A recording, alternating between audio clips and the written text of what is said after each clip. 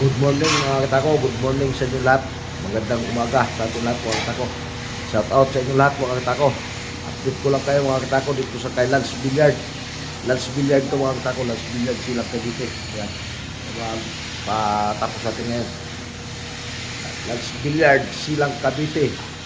Shout out sa inyong lahat mga katako. At magandang umaga sa ating lahat. Saan mang sulok sa Pilipinas mga katako. Ito na po yung kay Lance Billiard. Update ko kayo. Yan, ready to varnish na iba. Iba di pa na finish.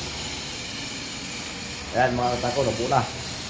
Yan, buo na yung kay Lance Billiard silang Cavite. Shout out sa inyong lahat mga katako. Yan. Ready varnish na yan. Ano na lang, finish na lang ito mga katako. Finish na lang yan. Yan. Sa lahat na naghanap dyan. Mga gawa ko na medyo mababa ang presyo. Doon kayo kay Lance Billiard mga katako bumili sa mga gawa ko.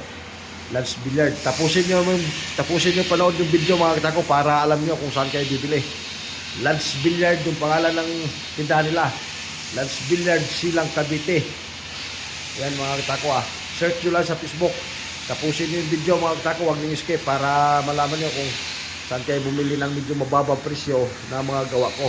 Kay Lance Billiard lang mga katako silang Cavite. Ito naman mga katako yung nababarisa natin. Black brown. Ayan Lance Billiard silang Cavite mga katako Tapusin nyo yung mga video mga katako. Kung manonood kayo ng mga sa video ko na gusto nyo yung gustong bumili, yan, tapusin nyo yung video para alam nyo yung mga katako. Di na kayo magtanong sa akin kung saan kayo bibili. Yung mga budget mail dyan, yung nagtatanong sa akin na mga budget mail, tapusin nyo yung video mga katako para alam nyo kung saan kayo bibili na sa mga gawa ko. Sa Lance Billiard mga katako silang Cavite. Yan yung pangalan ng ano nila. Tindahan, Lance Billiard Supply. Yan mga katako Tapusin nyo lang yung video para malaman nyo kung saan kayo bibili. Yung mga mail, budget yan.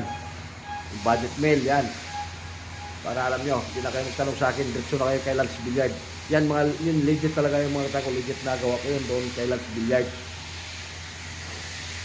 Tapusin nyo yung video mga katako para alam natin kung saan tayo bibili.